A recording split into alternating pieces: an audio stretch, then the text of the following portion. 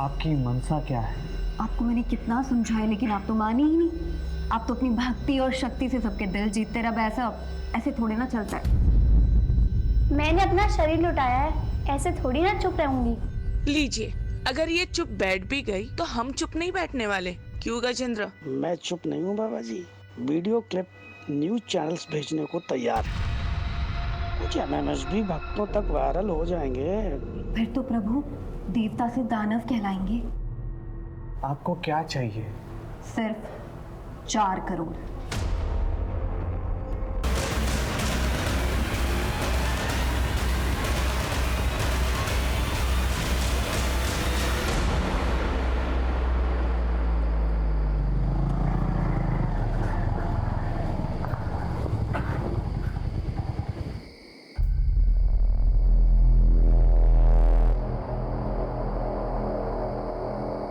आप ना यहाँ पर रुको, मैं देख के आता हूँ।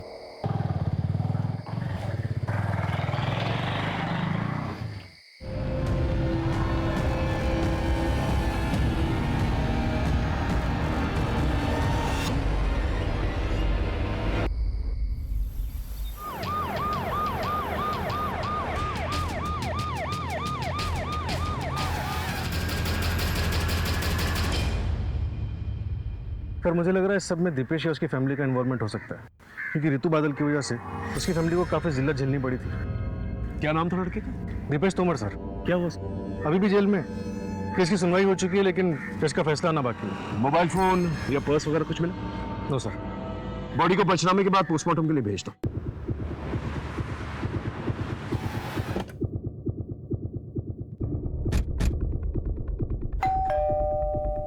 सर हम क्यों उस लड़की को मारेंगे या मरवाएंगे?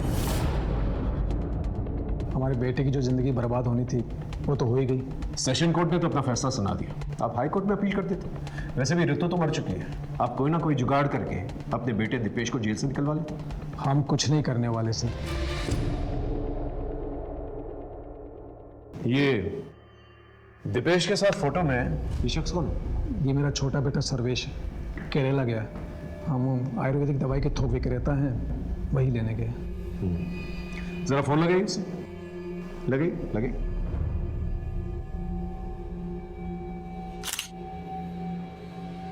The number you are trying to call is currently switched off. Sir switch off.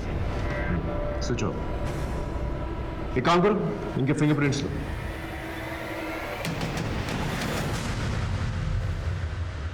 इस सर्वेश का मोबाइल सर्विलेंस पे डालो और उसके कॉल रिकॉर्ड्स निकालो और उसके फोटोज खबरी नेटवर्क पे डिस्ट्रीब्यूट करो। Right sir. अपने एक आदमी को तोमर के घर के आसपास रखो, नजर रखने के लिए करो। Okay okay sir. ये ऋतु के माँ बाप से बात हुई? उन्हें पुलिस स्टेशन आने के लिए कहा है सर।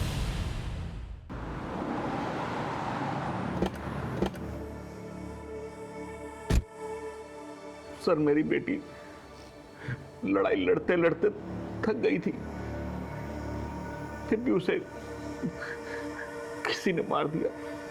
हमारी ऋतु बचपन से ही दिमाग तेज और निडर लड़की थी, लेकिन इस रेप केस वाली घटना के बाद उसे और हमें सबको तोड़ के रख दिया था सर। उसने कुछ बताया था कि वो उस रात कहाँ गई थी? उससे ज्यादा कुछ पूछते नहीं थे सर।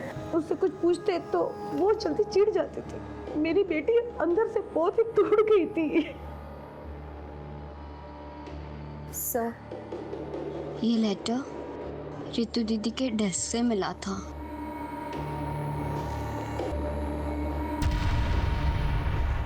कहीं ऐसा तो नहीं कि बदनामी के डर से आप ही लोगों ने उसे मार दिया, मरवा दिया?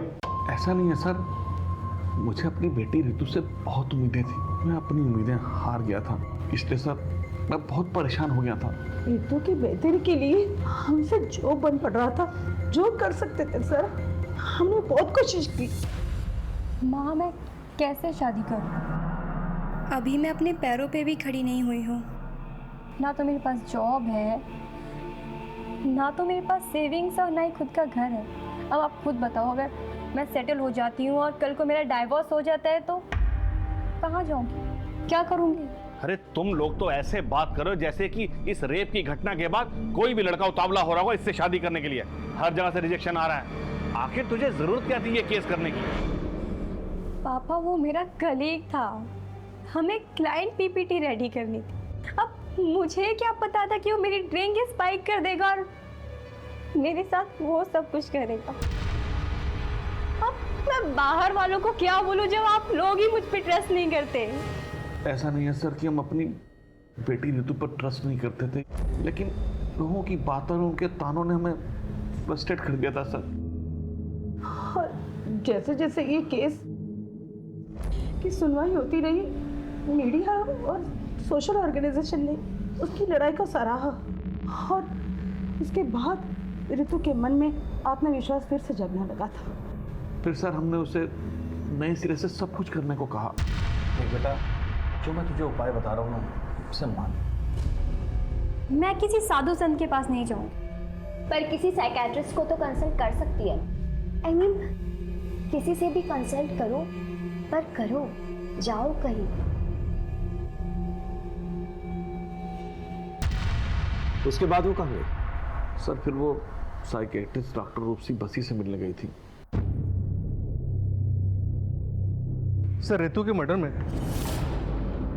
हम उसके फादर महेश बादल के हाथ को कंप्लीटली रूल आउट नहीं कर सकते। एक काम करो, इसके भी फिंगरप्रिंट्स मैच करके देखो और उसके कॉल रिकॉर्ड्स निकालो। Right sir.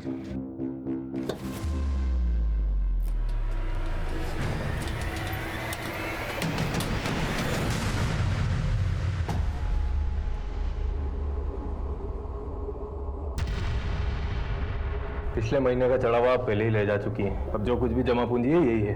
प्रणव, ये हमारे आश्रम के गहने पैसे हैं, ये हम ऐसे ही किसी को नहीं दे सकते। आप रहेंगे, आपकी आस्था रहेगी, तभी तो ये आश्रम रहेगा।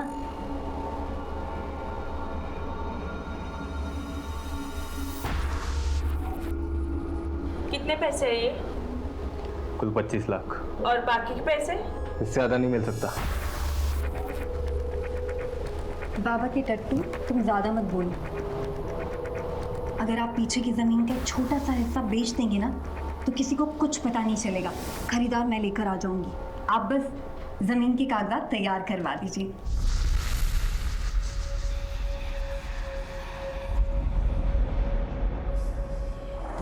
हाँ जी, मैं ऋतु बादल की साइकेट्रिस्ट हूँ। ऋतु मेंटली बहुत स्ट्रांग थी, मेडिटेशन और रनिंग से वो क्विकली रिकवर कर रही थी। डॉक्टर, आज तो रनिंग करते वक्त मेरे पीछे मेरे रेपिस्ट का भाई पड़ गया था। व्हाट? लेकिन मैंने उसे डांट कर भगा दिया। मैंने बोला कि मैं पुलिस में कंप्लेंट कर दूंगी। That's great. ऐसे ही अपनी जीने की चाहत और जोश को बनाए रखो। बस 3-4 सेशन और फिर तुम्हें मेरे पास भी हफ्ते में 2 बार आने की जरूरत नहीं है, महीने में 1 बार आ जाना। एक्चुअली मैं भी आपको यही बताने वाली थी कि अब आगे से मैं आपके पास नहीं आ पाऊंगी, क्योंकि मुझे मेरे स्पिरिचुअल गुरु मिल गए हैं। उनसे बातें करना, उनकी बातें सुनना मुझे बहुत अच्छा लगता है। उस गुरु के बारे में कुछ बताया था उसने? वो कौन था? उसका नाम क्या था? इच्छानंद सरस्वती जी।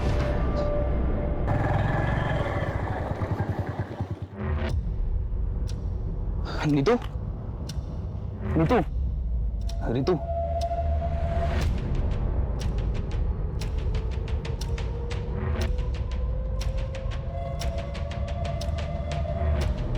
ऋतु, आई एम सॉरी।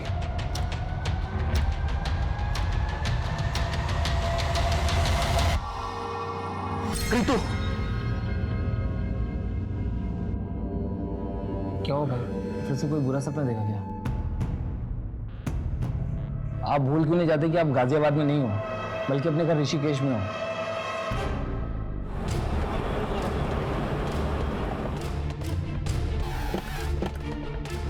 कोई कहता है नौकरी परेशान कर रही है, कोई कहता है पत्नी परेशान कर रही है, कोई कहता है माँ बाप परेशान कर रहे हैं, कोई कहता है बच्चे परेशान कर रहे हैं। मेरा उन सब से एक ही जवाब है, अगर इतना परेशान कर रहे हैं, है ना, तो फिर रास्ते निकालो, जैसे ईश्वर रास्ते निकालता है। कभी ईश्वर से कहते हुए सुना है, मुझे मेरे भक्त परेशान कर रहे हैं? नहीं ना? क्षमा चाहता हूँ, आप लोगों को नीचे बैठना पड़ रहा है। जी, ऋतु बादल आपकी शिष्य थी? थी मतलब? जी, उसका मर्डर हो गया। ओम शांति।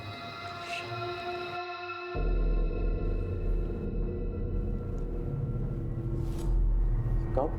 3 दिन पहले। बहुत तेजस्विनी थी वो। बेहद दुखद समाचार है ये। वो प्रभु के पास बहुत ही दुख दुविधा की घड़ी में आई थी। बाबा जी, मुझे लगता है कि मेरे आसपास सब फेक है, कोई अपना नहीं है, कोई मुझे लाइक नहीं करता, कोई लव नहीं करता, करेगा भी नहीं और जरूरत भी नहीं। आप पहले अपने आप से प्रेम करो, because you are your best company. आप अपने सबसे अच्छे साथी हैं, सबसे अच्छे प्रेमी हैं। उसके बाद वो हमारे आश्रम में रोज आती, सत्संग के समय महिलाओं के घेरे में खूब नाचती और हमेशा खुश रहती। उसके बाद मैंने सुना कि वो भोजनालय में अपनी सेवा देती, बागबानी करती, चिड़ियों को दाने डालती। जब उसने आश्रम आना बंद कर दिया तो आपने उसके माँ बाप से पूछा नहीं कि वो क्यों नहीं आ रही? ये तो खुला आश्रम है, ना किसी को आने की मनाही है ना जाने की। वैसे ऋतु बादल में आपने क्या खास नोटिस किया था? लोग कहते हैं कि आश्रम में आने के बाद वो हमेशा खुश रहती थी, जीवन को एक नए सिरे से अपना रही थी। ऐसे में उसकी हत्या हो जाना ये बहुत दुर्भाग्यवश है। आज के ज़माने में बाबा कितने भी अच्छे, मुझे विश्वास नहीं आपने एक आदमी को इस आश्रम के पास तैनात रखा। ये सर्वेश के बारे में कुछ पता चला? नहीं सर, उसका फ़ोन भी बन जा रहा है और वो घर पे भी नहीं है। एक काम करो, दीपेश से मिलने के लिए, उससे पूछताछ करने के लिए जेल में एक एप्लीकेशन डालो और ये पता करो ये सर्वेश दीपेश के साथ मिलकर जेल में कुछ प्लान तो भी करे। Right sir.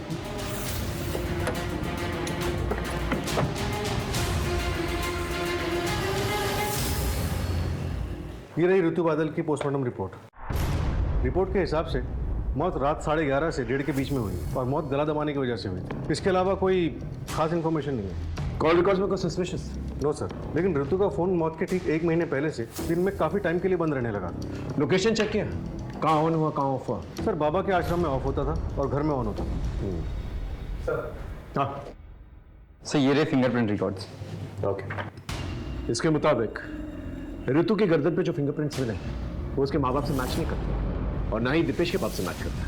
या फिर शायद दीपेश के फरार भाई सर्वेश ने हत्या की। राम राम सर जी। बोलो। आपका शक सही निकला था। दीपेश ने अपने भाई सर्वेश का हिस्ट्री शूटर अवनीश से कांटेक्ट करवाया था। फिर तो सर अवनीश के अड्डे पर धावा बोलते, क्योंकि अब जेल जाकर दीपेश से पूछताछ करने की जरूरत तो नहीं पड़ेगी। राइट।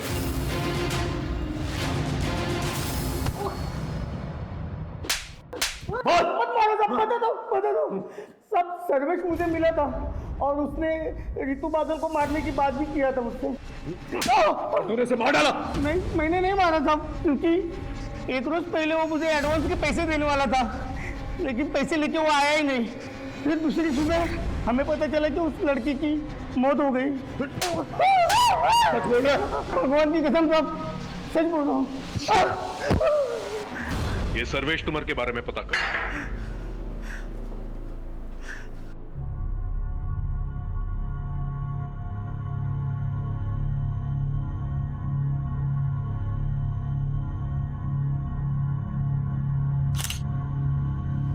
दिखा,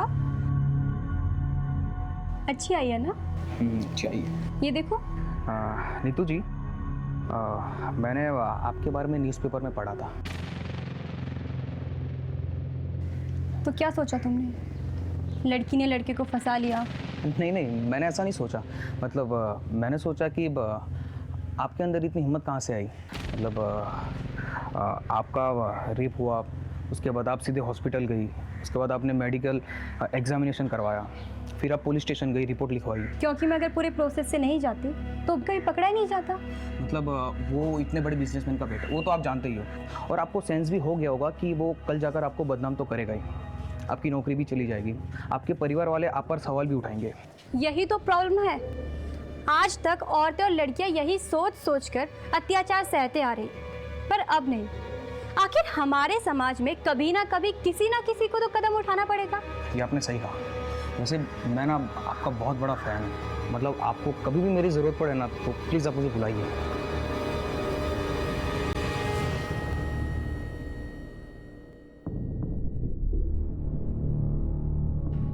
ऋतु बादल ने AA एंटरप्राइजेस के खिलाफ केस दर्ज किया, लेकिन क्यों? ऋतु ने मुझे बताया था कि ऑफर लेटर मिलने के बाद जब वो दूसरे दिन जॉब ज्वाइन करने गई तो उन्होंने उसके साथ वियर्ड बिहेव किया। I am sorry Ritu, company ने आपकी जॉब अपॉइंटमेंट होल्ड पर कर दी। But why?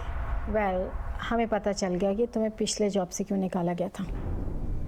Oh, just because मैंने अपने एक कलीग पर रेप केस फाइल किया, आपने भी मेरा करेक्टर सर्टिफिकेट बना लिया।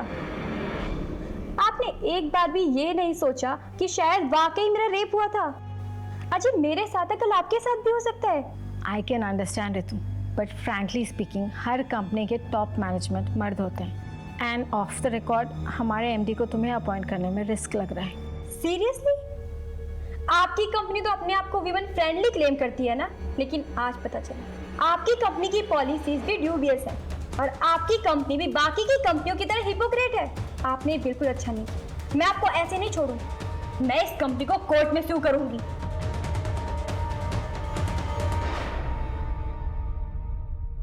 अब ऋतु रही नहीं है तो केस का कोई फायदा नहीं है। कंपनी ने एम्प्लॉय को भी निकाल दिया है। सर, हो सकता है कि उस एम्प्लॉय ने बदला लेने के लिए ऋतु का मर्डर कर दिया या फिर करवा दिया। उस एम्प्लॉय की डिटेल्स है आपके पास? ये उसका बायोडेटा। सोनल गुनात्रा। मेरी कंपनी ने मुझे सिर्फ एक पंचिंग बैग के जैसे यूज़ किया है। मेरे एमडी ने खुद एक पेपर लाके दिखाया था मुझे, जिसमें लिखा था कि ऋतु ने पिछली कंपनी पर एक रेप केस डाला और मुझसे उन्होंने कहा कि ऋतु को जॉब से बाहर निकाल दो। फिर बाद में जब ऋतु ने इस कंपनी पर केस डाला तो मेरे एमडी ने कंपनी की इमेज को साफ सुथरा रखने के लिए मुझे जॉब से बाहर निकाल दिया और कहा कि ऋतु को एम्प्लॉय करने का डिसीजन मेरा पर्सनल डिसीजन था, ना कि कंपनी का डिसीजन। आप 10 तारीख को रात को 11:30 बजे से 1:30 बजे के बीच में कहाँ थी? सर, मैं अपने पीजी में थी, गौतम नगर में। ठीक है, आप जा सकते। इसके स्टेटमेंट को क्रॉस चेक करो, देखो ये सच बोल रही है। ऋतु मर्डर केस में हमारे पास कोई ठोस सबूत नहीं था, लेकिन हमारे शक के दायरे में ऋतु के माँ बाप, रेपिस्ट दीपेश तुमर, उसका बाप और उसका भाई सोनाल गुनात्रा और साथ ही साथ ब्रह्मचारी इच्छानंद सरस्वती का वो आश्रम था। क्योंकि हमारे पास कोई ठोस सबूत नहीं था, इसलिए हम किसी को अरेस्ट नहीं कर सकते थे। सर्वेश तोमर अभी भी लापता था, लेकिन यह पता लगाने के लिए कि उसने मर्डर किया है कि नहीं, हमने उसके पर्सनल टूथब्रश को फिंगरप्रिंट एनालिसिस के लिए भिजवा दिया था। और इसी बीच हमें एक लीड मिली। हेलो साइबर सेल, ऋतु बादल की इंफॉर्मेशन शेयर की थी मैंने, उसका कुछ पता चला? इंफॉर्मेशन करेक्ट है, थैंक यू सर। एक सुराग मिला है, ये देखिए। ऋतु बादल का सोशल मीडिया पे 2 अकाउंट्स हैं, एक ये और एक ये। एक नॉर्मल ऋतु बादल के नाम से और एक योगिनी ऋतु बादल के नाम से। तुम कहना क्या चाहते हो? सर, ये दोनों अकाउंट्स 2 अलग अलग नंबर से लिंक हैं। इसका मतलब ऋतु बादल ने अपने अंदर बदलाव महसूस किया, इसलिए उसने एक नया नंबर।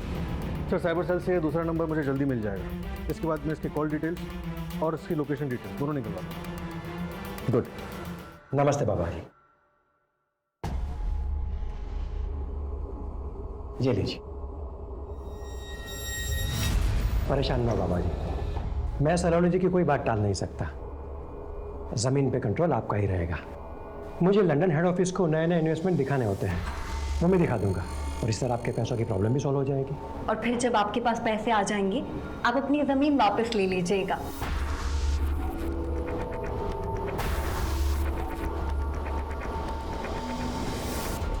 सर, ये देखिए ऋतु के दूसरे नंबर के कॉल रिकॉर्ड्स। ये नंबर ऋतु की मौत से 10 दिन पहले लिया गया था। और सर ये देखिए, 10 तारीख की शाम 6:30 बजे ऋतु को किसी आनंद प्रसाद नाम के आदमी ने फ़ोन किया था और उसके बाद 10:30 बजे रात को उसका फ़ोन लोकेशन आनंद प्रसाद का घर दिखा रहा है। और फिर आधे घंटे बाद उसी एरिया में उसका फ़ोन स्विच ऑफ हो जाता है और 15 किलोमीटर दूर ऋतु की मौत। एक काम कर, इस आनंद प्रसाद के डिटेल्स दिखा। Okay sir.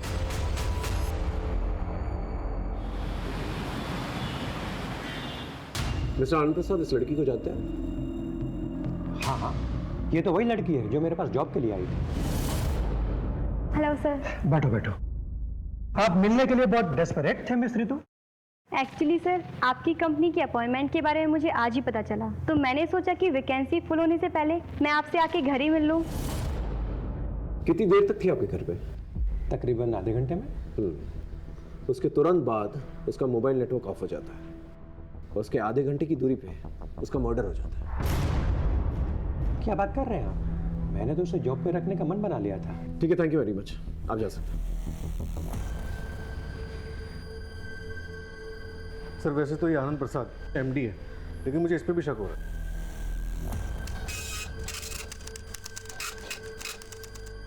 मिस्टर आनंद प्रसाद, ये रहे आपके कॉल रिकॉर्ड्स। इसके मुताबिक आप बहुत यंग लड़कियों के संपर्क में थे। So what, is there any problem? Yes there is. ये यंग लड़कियां सावली सलोनी आपको भेजा करती थी। ऋतु को भी सावली सलोनी ने आपको भेजा था, और सावली सलोनी खुद जिस्म फरोशी के लिए जेल जा चुकी है। अब आप सच बताएंगे, क्योंकि ऋतु बादल का मर्डर हो चुका है जो आपके घर आई। बोलिए। ऋतु एक एस्कॉर्ट थी और सावली सलोनी उसकी एजेंट। ये बात आपको ऋतु ने बताई? जी नहीं, सावली सलोनी ने बस यही कहा था कि पहले वो नौकरी की बात करेगी, फिर समझ में आएगी। जॉब तो तुम्हें टिप समझ कर दे दूंगा, लेकिन जिस सर्विस के लिए पैसे लिए हैं वो तो शुरू करो। कौन सी service? Body to body service. आपको कोई गलतफहमी हुई है। मुझे सलोनी जी ने यहाँ सिर्फ और सिर्फ जॉब के लिए भेजा था। लेकिन तुम्हारे 1 घंटे के लिए उसने मुझसे 40,000 लिए हैं। So don't waste my time baby. रुको। जब तक ये केस सॉल्व नहीं हो जाता ना, आप हमारे मेहमान बने। सावली सलोनी को ढूंढना बहुत जरूरी है, और ये पता लगाना बहुत जरूरी है कि ऋतु बादल का मर्डर केस सावली सलोनी के सेक्स रैकेट से तो नहीं जुड़ा हुआ, और कोई पर्सनल रंजिश तो नहीं। इस सर्वेश के बारे में कुछ पता चला? सर वो अभी भी अंडरग्राउंड। और सर ऋतु बादल के गले पे मिले फिंगरप्रिंट्स के निशान सर्वेश के फिंगरप्रिंट से मैच नहीं करते। सर हो सकता है सर्वेश ने खुद ये मर्डर ना किया, और ना ही अवनीश चौधरी से करवाया, बल्कि शायद किसी और से करवाया।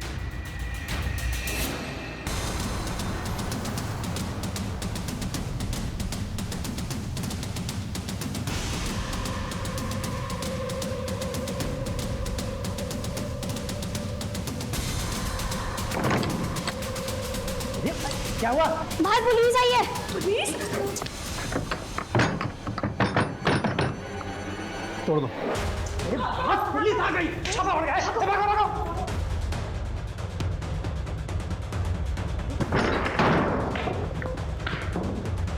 उस तरफ सर्च करो।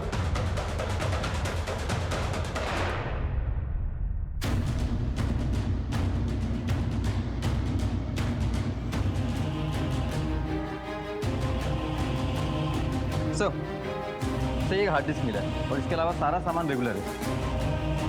ठीक।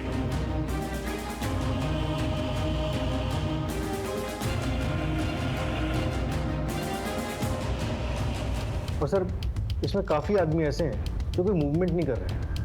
ऐसा लगता है जैसे बेहोशी की हालत में। सर एक और वीडियो है।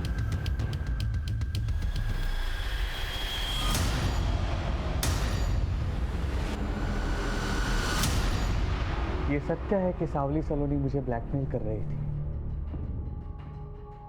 आपको ये बात हमें पहले बतानी चाहिए थी, हम उसे पकड़ने की कोशिश करते, लेकिन हमारी मुफ्त में बदनामी होती, ना मुझे कुछ हासिल होता ना हमारे आश्रम। आपको इस बात का पता है कि ऋतु बादल सावली सलोनी के संपर्क में थी? ये नहीं हो सकता। क्या आप ये बता सकते हैं कि कभी आपने ऋतु को सावली सलोनी के साथ देखा? हो सकता है उसके कहने पर वो इस आश्रम में आई।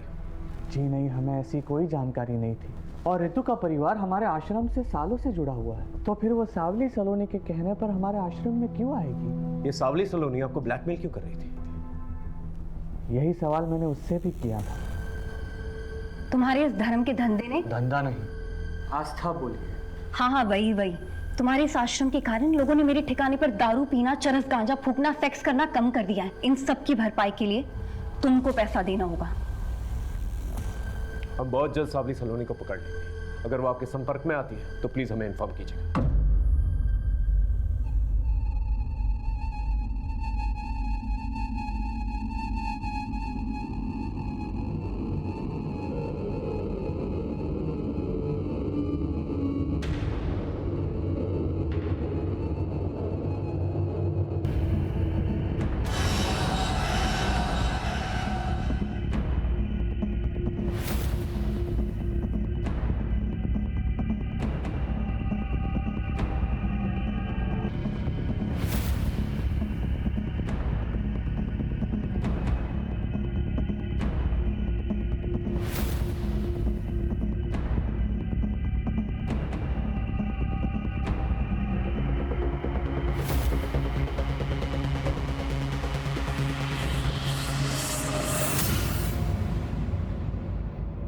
सर मैंने रितु बादल, सावली सलोनी और आनंद प्रसाद इनके कॉल रिकॉर्ड को क्रॉस चेक किया और सर एक नंबर कॉमन पाया।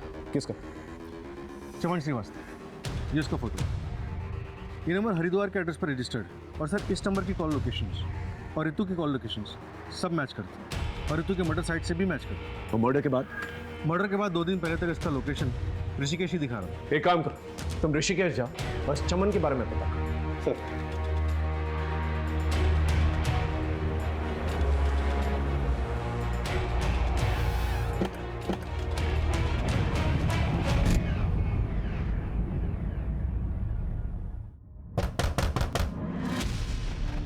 जी चमन श्रीवास्तव। जी मेरा भाई है। आप कौन? UP police. सर चमन जब से गाजियाबाद से आया था हमेशा परेशान रहता था। वो किसी ऋतु का नाम लेता था। रोज रात वो डरावने सपने देखता था और अचानक नींद से उठ जाता था। और अभी कुछ दिन पहले ही वो वापस गाजियाबाद चला गया। मैं गाजियाबाद जा रहा हूँ, मुझे वहाँ पर कुछ हिसाब चुकता करना बाकी है। पर सर हुआ क्या? हमें शक है तुम्हारे भाई चमन ने रितु बादल नाम की लड़की का खून किया। नहीं सर, मेरा भाई एक कलाकार आदमी है, वो किसी का खून नहीं कर सकता। क्या करता है तुम्हारा भाई? सर चमन पहले फोटोग्राफर था और अब वीडियो बनाने का काम करता है। कहीं वो इसके लिए काम तो नहीं करता? नहीं सर, मैं इसे नहीं जानता। और सर चमन ने मुझे कभी बताया नहीं कि किसके लिए काम करता है। तुम्हारे भाई से आखिरी बार बात कब हुई थी? सर उसका फ़ोन 2 दिन से स्विच ऑफ आ रहा है। ऐसे बहुत सारे सवाल थे जिसका जवाब अभी तक हमारे पास नहीं था, जैसे रितु और चमन का कनेक्शन, रितु और सावली सलोनी का कनेक्शन, और इन सब में सावली सलोनी इच्छानंद सरस्वती को ब्लैकमेल क्यों कर रही थी। जब तक हम इन सवालों के जवाब ढूंढते हमें एक लाश मिली जिसने हमारी उलझने और भी बढ़ा दी।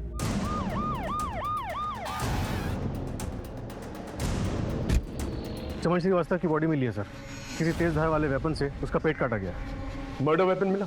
सब आसपास देख लिया सर, कुछ नहीं मिला। मेरी गट फीलिंग कह रही है कि ये केस इच्छानंद सरस्वती और सावली सलोनी के बीच में कहीं ना कहीं उलझा हुआ है।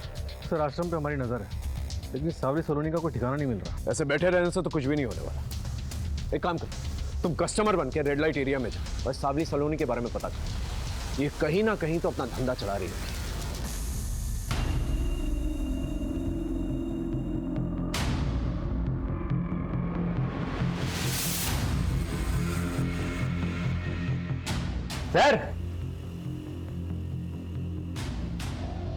सर क्या चाहिए? एक बात बताओ, कोई कॉलेज का कौला माल मिलेगा क्या? एकदम बढ़िया पटाखा, मतलब वो समझते हो ना, एयर होस्टेस मॉडल टाइप का वैसा। यहाँ तो सिर्फ इन्फॉर्मेशन मिलेगा, बाकी काम तो होटल में होगा, लेकिन पैसा बहुत लगेगा। तो भैया पैसों की चिंता मत करो, बस तुम माल दिखाओ तो एकदम टकाटक होना चाहिए। एक मैडम है, बात करके बताता हूँ।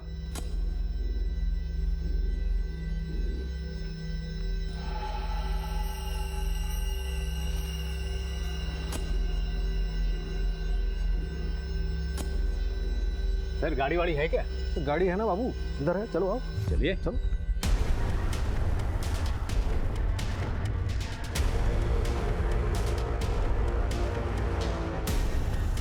ये लोग आनंद विहार की तरफ जा रहे हैं, फॉलो करते रहो, लेकिन डिस्टेंस बना के रखो।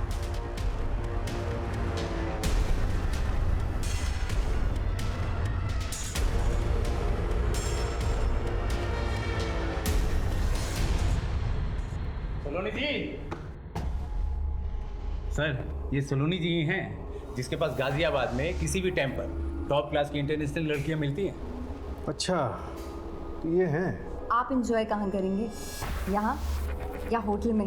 देखिए इंजॉय तो हम कहीं और ही करेंगे, फिलहाल आपका वॉशरूम यूज करेंगे। सर अंदर है ना? आते हैं। टीम बी ऊपर आ जाओ जल्दी। चलिए आप दोनों को एंजॉय कराते हैं।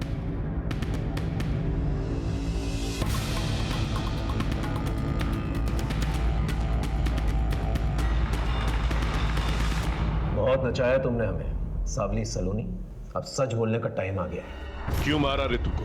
नहीं सर, मैंने उसको कोई मर्डर नहीं किया और ना ही मैंने उसका मर्डर करवाया। हाँ, मैंने उसे अपने क्लाइंट के पास ज़रूर भेजा था। तुझे ना उसे थोड़ा इम्प्रेस करना है। हाँ मैं कर लूँगी, मेरी वर्क प्रोफाइल अच्छी है। वो कुछ और ही समझ रही थी, लेकिन तुम ऑलरेडी पैसे ले चुकी थी उसके नाम पर। नए में तो सब लड़कियां ऐसे ही करती है सर, पर मुझे क्या पता था कि वो ऐसे भाग जाएगी। ये चमन श्रीवास्तव कौन? वैसे तो वो वीडियो बनाता है, पर लड़कियों की सिक्योरिटी के लिए हम उसे साथ में भेज देते थे। पर वो उस ऋतु को पसंद करने लग गया था और उसी ने उसे भगाने में भी मदद की थी। इसने तुमने उसका मर्डर कर दिया? नहीं सर, मैंने किसी को नहीं मारा सर। चलिए 1 मिनट के लिए मान लेते हैं कि तुमने ऋतु और चमन को नहीं मारा, लेकिन ब्रह्मचारी इच्छानंद सरस्वती, उसे तो ब्लैकमेल किया ना तुमने? बिल्कुल किया था सर। करती नहीं तो वो रास्ते पे कैसे आता? ऋतु तो काफी सुलझी हुई लगी, तुम्हारे संपर्क में कैसे? मेरे पार्टनर की मदद से। उसी ने उसे धोखे से मेरे पास भेजा था। कौन है तुम्हारे पास? सावली सलोनी ने तुम्हारी पूरी सच्चाई हमें बता दी। ये है वो डायरीज जिसमें तुम्हारे पूरे क्लाइंट्स के नंबर हैं और वो सारी लड़कियों के नंबर हैं जिनसे तुम प्रोस्टिट्यूशन कराया करते थे। आज वो तुम्हारी चुंगल से आजाद है तो तुम्हारे खिलाफ बयान देगी। अब तुम अपनी कहानी खुद बताओगे या मुगल भाई? बोलो।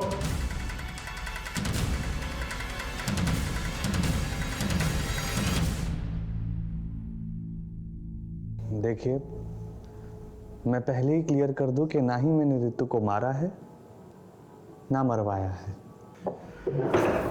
वो तो मुगल भाई लेंगे, पहले तुम अपनी काली करतूतों के बारे में बताओ। संभोग और समाधि, ये दोनों ऐसी चीजें हैं जिससे भारत देश में किसी भी मूर्ख या किसी भी होशियार को लपेटा जा सकता है। मैं 5 स्टार होटल में सिक्योरिटी गार्ड की नौकरी किया करता था। वहां मैं देखता था साधु महात्मा को कुछ युवतियों के साथ आते जाते। बस उसी दिन से मुझे मेरा जीवन सत्य मिल गया। मैंने मंदिर बनवाया और फिर मसाज पार्लर के जरिए देह व्यापार का धंधा शुरू किया। और फिर तुमने सावली सलोनी जैसे धंधे वाली से कनेक्ट किया, है ना? मैं सावली सलोनी जैसे लोगों के पास लड़कियां भेजता और फिर दूसरी बार उन्हीं क्लाइंट्स के साथ डायरेक्टली डील करता। इसलिए सावली सलोनी अपना पैसा निकलवाने के लिए तुम्हें ब्लैकमेल कर रही थी? अरे ऐसे थोड़ी ना, हमारा नेटवर्क कश्मीर से लेकर कन्याकुमारी तक और सूरत से लेकर कोलकाता तक फैला हुआ है। आप देश विदेश कहां भी जाओ, हमारी सेवाएं आपको एक फोन कॉल में उपलब्ध की जाएंगी। वो 17 फोन हमें मिल चुके हैं और वो नई लड़कियों को जो नया नंबर देते थे उसके बारे में ही पता चल चुका है, जैसे तुमने ऋतु को दिया था। लेकिन बहुत बड़ी गलती कर बैठे तुमने ऋतु को अपने प्रेम जाल में फंसा दिया। तुम्हारे अड्डे से हमें ये चिट्ठी मिली है जिसमें साफ साफ लिखा है ऋतु ने कि आपके प्रेम ने मुझे हमेशा हमेशा के लिए बदल दिया।